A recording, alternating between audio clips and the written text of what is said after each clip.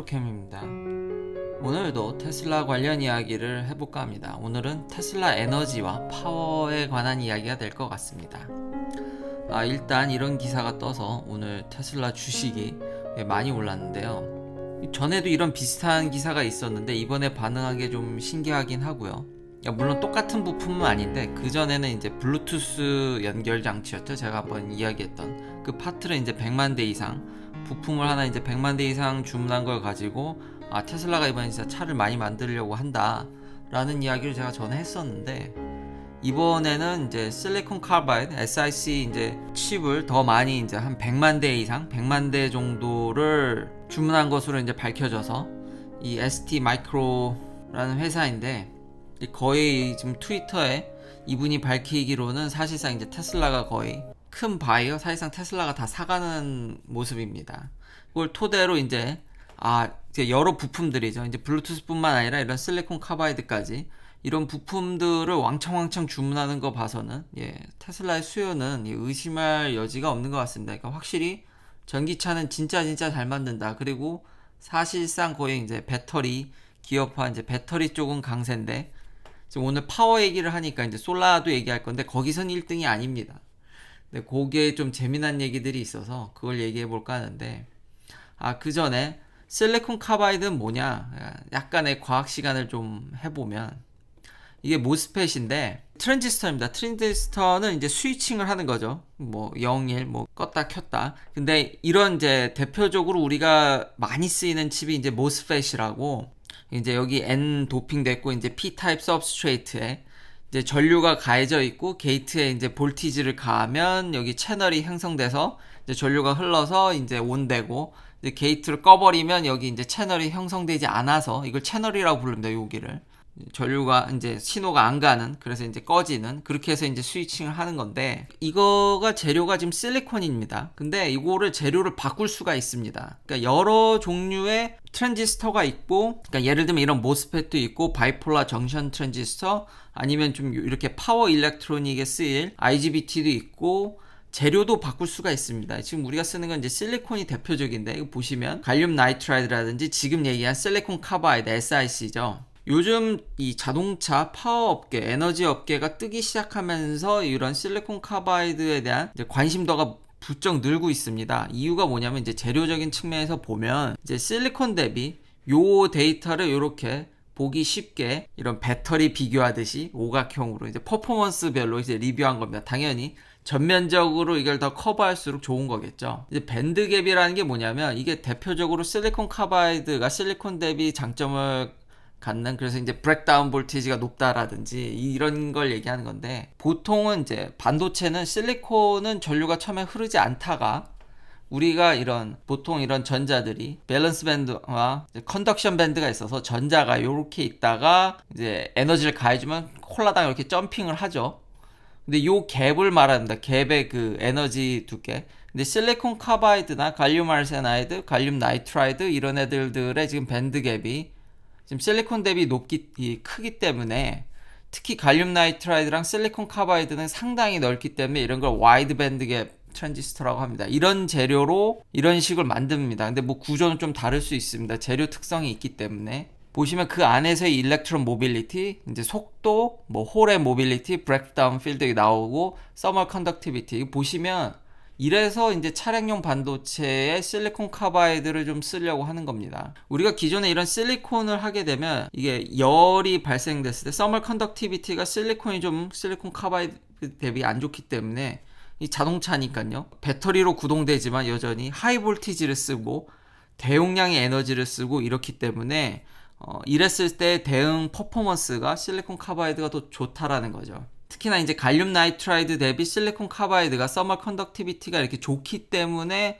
차량용 반도체에 더 이제 곽광을 받는 거죠. 그렇지만 갈륨 나이트라이드는 훨씬 더 이제 드리프트 벨로시티라든지 조금 더 밴드갭이 높고, 뭐 브레이크다운 필드도 좀 더 높고, 일렉트론 모빌리티도 좀 더 이제 실리콘 카바이드 대비해서 성능이 좋은 것을 보실 수 있습니다. 대신에 서멀 컨덕티비티가 좀 떨어지죠. 그러니까 여기서도 좀 이제 설명이 되는 게, 아무래도 실리콘은 이제 밴드갭이 떨어지니까, 그러니까 열이 많으면 주변에 이제 고온 상황으로 가게 되면 전자들이 열을 받기가 쉬워져서 금방 점핑을 하죠. 이러면 그냥 내가 아까 그 보면 게이트를 열고 닫을 때만 전류 이렇게 채널이 형성돼서 이 가야 되는데, 열이 이제 높은 주변의 상황에서는 전자들이 열 받아가지고 올라가 버리니까 쭉쭉쭉쭉 다 흘러버리는 거죠.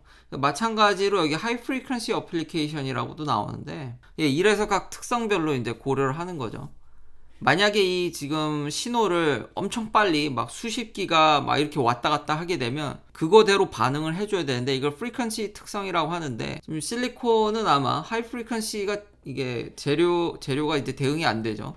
너무 이제 넘어가게 되면은 그 시그널을 이제 못 받아들인다든지 점점 이제 게인이 쭉 떨어진다든지, 그러니까 각각의 이제 트랜지스터도 다 같은 트랜지스터가 아니라 이제 재료나 종류에 따라서 이렇게 다양하게 있다. 각자의 상황에 맞게 재료를 쓴다고 보시면 될 것 같습니다.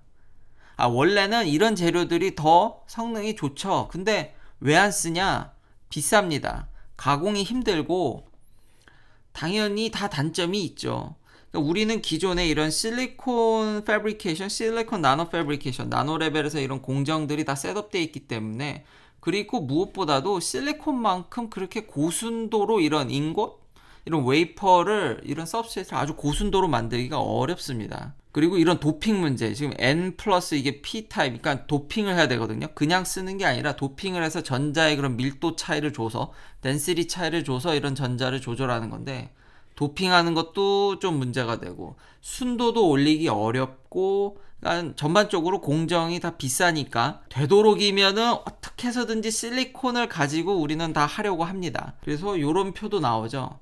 예를 들면 이제 하이 볼티지로 간다든지 파워나 이런 거에 따라서 이제 각각 어떤 물질들을 쓰면 좋냐, 혹은 요 IGBT는 이제 바이폴라 정션 트랜지스터니까 인슐레이트, 그러니까 트랜지스터 종류가 좀 다른 겁니다. 악착같이 실리콘을 이렇게 밀어붙여가지고, 왜냐면 싸고 우리가 이미 잘 공정이 셋업되어 있고 순도도 아주 높일 수 있고 재료로서의 그런 퀄리티 이런 것들이 있기 때문에 악착같이 모든 이런 공정과 그런 종류를 끝까지 끌어올려서 이제 실리콘을 이제 확장하려고 하지만, 현재 아무래도 한계가 있고 전기차의 수요는 엄청나고, 지금 예를 들면 지금 얘기할 뭐 솔라 패널 쪽이라든지 이렇기 때문에 결국은 하이볼티지나 이런 데 오면은 결국 갈륨 나이트라이드나 지금 차량용은 실리콘 카바이드를 쓸 수밖에 없는, 이제 재료를 비싸지만 바꿀 수밖에 없는, 그래서 앞으로 이 시장이 이제 늘어날 거라는 전망이 많습니다. 그렇지만 공정이 아직까지는 비싸고 뭐 순도라든지 여러 가지 이런 장애물들이 있다.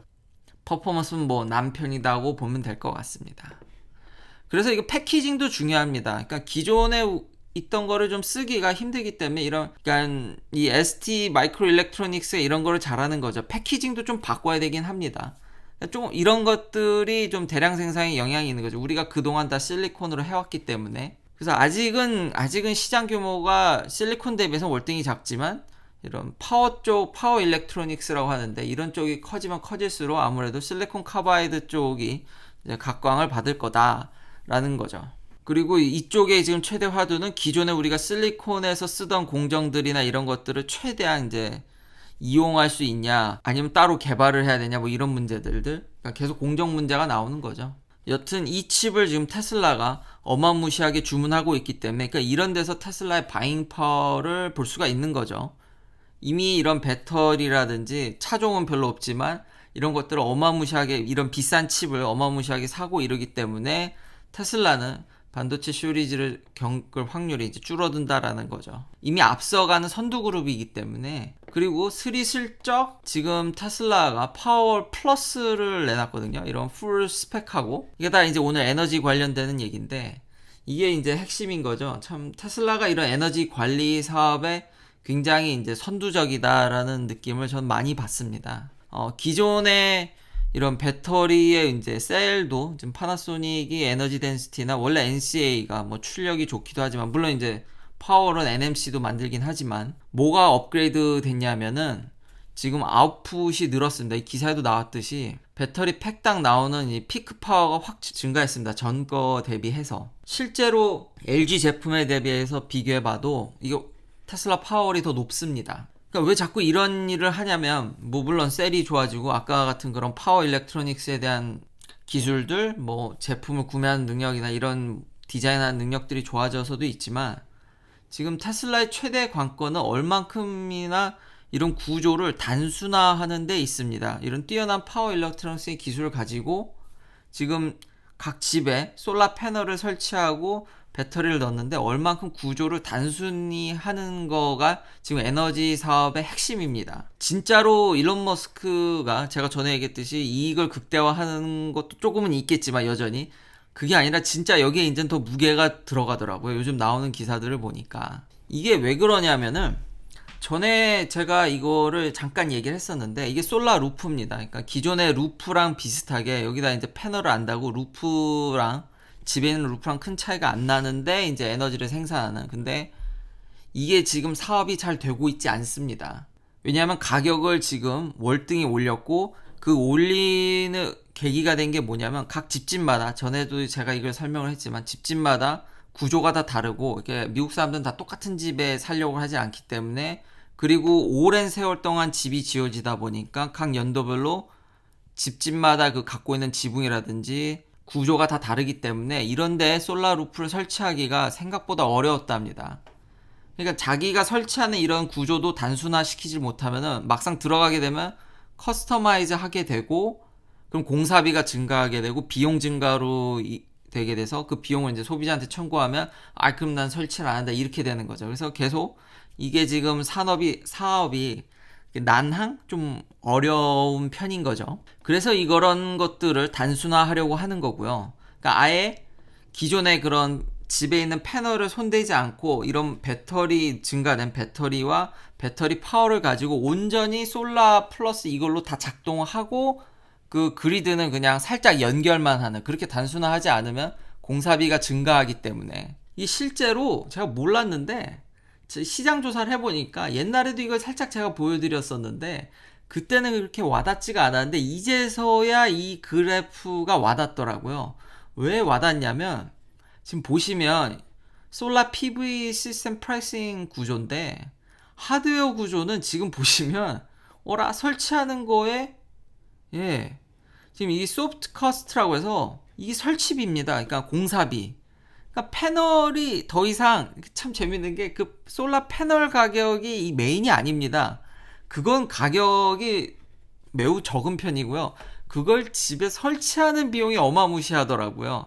그렇기 때문에 테슬라가 이걸 규격화하고 그렇게 단순화하려는 게 이 시장 상황에서 나오더라고요. 그러니까 솔라 패널은 다 거기서 거기고 거기서 가격을 더 낮춰봐야 그 큰 여력이 없고 이걸 얼마나 집집마다 잘 표준화되게 잘 설치하는 그래서 테슬라가 계속 그런 프라이머트 공장 안에서 이런 모델 하우스에서 계속 그런 설치하는 연습을 한다든지 그런 영상들이 드론에 나왔는데 이게 그 의미를 갖더라고요. 그래서 지난 2019년부터 2020년 작년 4분기까지의 레지덴셜 솔라 그 마켓 셰어입니다. 테슬라가 1등이 아닙니다. 테슬라는 이 시장에서 2등입니다. 그래서 근데 1등을 지금 맹추격하고 있죠. 꽤. 그렇지만 여기 보면 타이탄 솔라 파워도 상당히 마켓이 늘어난 걸 볼 수 있습니다. 근데 이 시장의 최대 강자는 선런이고 그리고 이런 회사들이 뭐 솔라 패널을 잘 만드냐 그거 아니고 테슬라조차도 사실 제가 깜짝 놀란 게 찾아보니까 지금 기가 팩토리 2가 있거든요. 버팔로에. 원래는 거기 파나소닉하고 합작해서 솔라 패널을 거기서 생산했는데 파나소닉이 손절했죠. 더 이상 들어서 못 해먹겠다고 하고 나가버렸죠.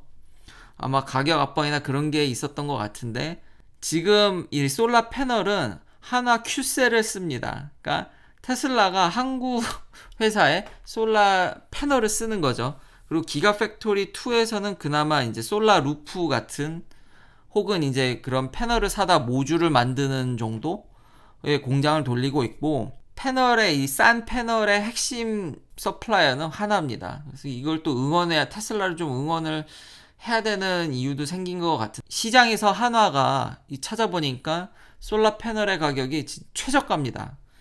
한화가 굉장히 경쟁력이 있고 여튼 이 싸움은 아까 이 그래프를 보여드렸듯이 얼만큼 집에 잘 설치한 이 소프트 커스트를 줄이냐가 문제지 이미 패널 가격은 이 전체 사업에서 차지하는 비중이 적다라는 거 이미 이 소프트 커스트가 여전히 높다라는 게 이 사업의 핵심이고 썬런이 그런데 이제 더 최적화가 되어 있는 거죠. 집에 잘 설치하는 각각의 집을 잘 이제 로컬라이제이션을 잘 한 거죠. 그러니까 테슬라는 그런 로컬드가 경쟁하기가 쉽지 않기 때문에 규격을 단순화하고 그리고 배터리 자기는 배터리가 강점이 있으니까 그걸 껴서 하나의 완벽한 단순화 시스템으로 밀어붙여야지 이 시장에서 승산이 있는 것으로 보이고 그렇게 판단한 것 같습니다.